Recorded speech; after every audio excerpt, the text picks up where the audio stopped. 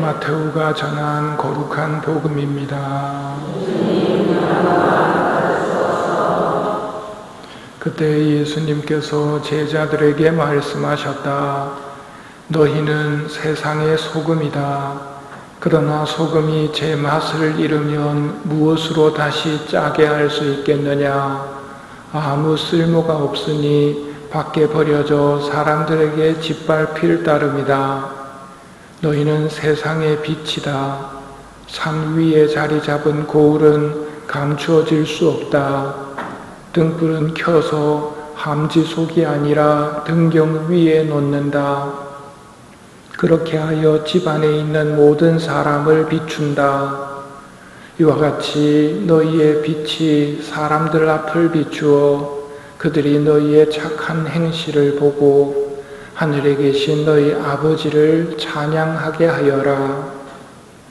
주님의 말씀입니다. 그리스도인 찬양합니다. 참 예수님,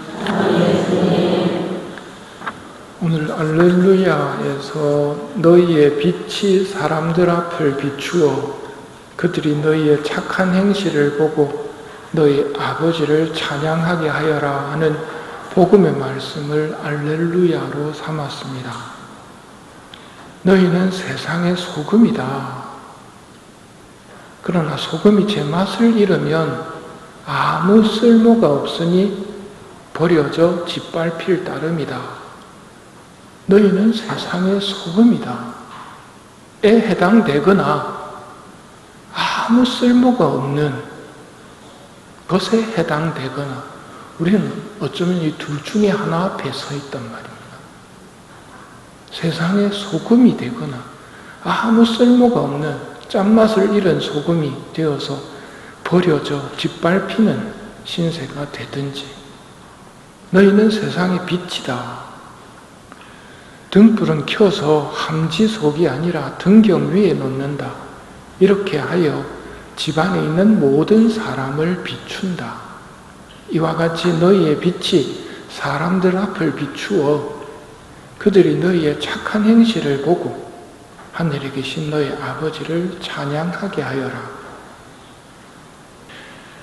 여기서 신경 써야 될 게 너희의 빛이 사람들 앞을 비추어 그들이 너희의 착한 행실을 보고 여기까지 딱 하면 그들이 너희의 착한 행실을 보고 누구를 칭찬하느냐면 나를 칭찬하기가 굉장히 쉽습니다. 보이는 것만 가지고 이야기합니다.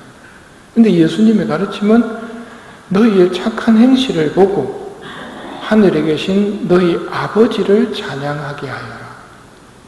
이렇게 되려면 우리가 이건 내가 한 게 아닙니다 하고 시선을 아버지께 올려드려야 됩니다. 여기까지 할 때 비로소 세상의 소금이 되는 것이고 그렇지 않고 빛도 되지 못하고 착한 행실도 없고 착한 행실 좀 했다고 해서 영광을 자기에게 돌려버리면 아무 쓸모가 없으니 버려져 짓밟힐 따름이다.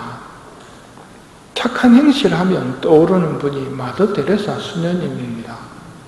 수녀님은 사막 같은 이 세상 속에서 오아시스 같은 분이셨습니다. 그래서 요즘 잘 들을 수 없는 진짜 소중한 가치들, 특히 고통의 가치나 침묵의 가치에 대해서 이런 성인들이 알려주고 가셨습니다. 마음에 가득 찬 게 있다면 하느님의 음성을 들을 수 없습니다 하고 데레사 수녀님이 말씀하십니다. 뭐가 꽉 차 있으면 하느님의 목소리가 들어오지 않는다는 말입니다. 침묵 속에서 들으십시오. 침묵 속에서 들으십시오. 성당 다니면서 침묵 강조하는 거 많이 들어보셨을 겁니다. 왜냐고 하는 게 중요합니다. 성당에서 소침묵해야 되죠. 왜 해야 됩니까? 하느님하고 연결되어 있지 않는 침묵은 강제적으로 입 다물게 한 것밖에 안 된단 말입니다. 감방에 들어가도 조용합니다. 감방에서 조용한 거하고 성당에서 신학교에서 대침묵 지키는 거하고는 다릅니다.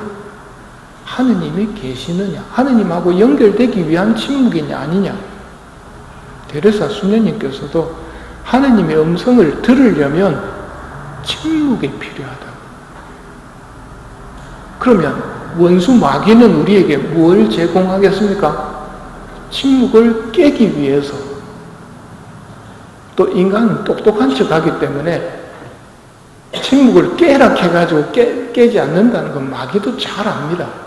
어떻게 우리에게 제시를 하느냐면 감미로운 음악을 좀 들어보자. 아니면 신나는 음악을 오늘 좀 듣고 기분도 전환시켜보자. 이런 것들로 채워나갑니다. 침묵이 없는 세상이 되다 보니 세상이 좋아질 리가 없겠죠. 길 가다가 많이 만납니다. 요즘은 다 귀에 뭐 꽂고 다니고.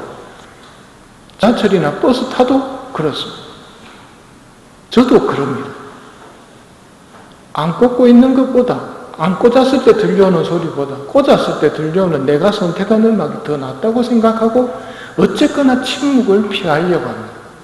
문제는 그러다 보면 하느님의 목소리까지도 못 듣게 된다는 겁니다. 밤 시간이 오면 침묵하는 시간을 좀 가지시는 게 좋습니다.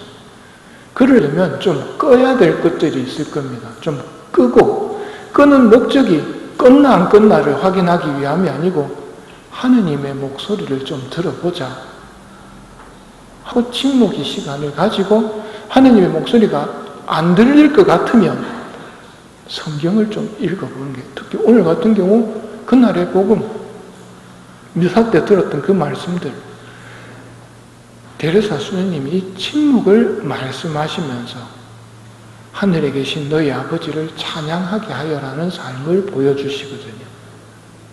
이렇게 살면, 데레사 수녀님처럼 살면 어떤 것들이 우리에게 돌아올 것 같은가? 이렇게 말씀하십니다. 당신이 선한 일을 하면 성당 사람들이 다 칭찬해 줄 것 같습니까? 이기적인 동기에서 하는 거라고 비난을 받을 것이다 하고 말씀하십니다.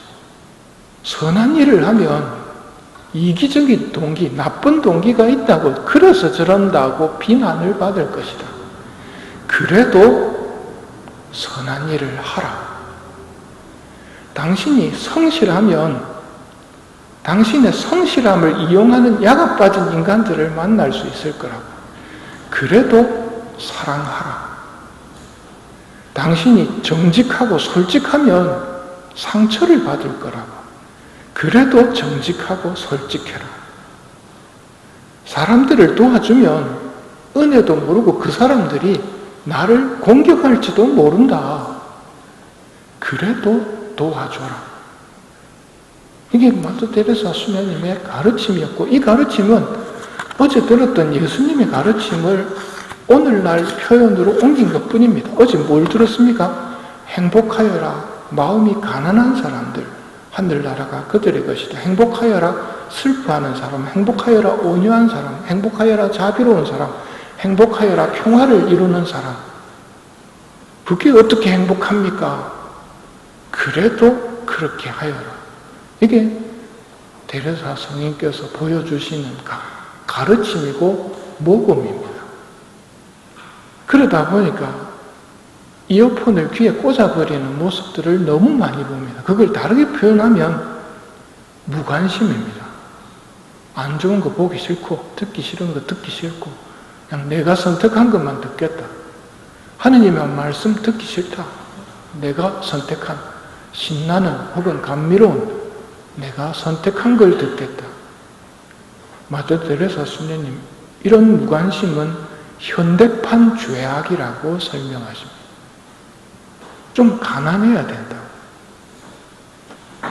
꽂을 뭐가 없으면, 꽂을 게 없으면 하느님의 말씀을, 자연의 소리를 들을 수밖에 없겠죠.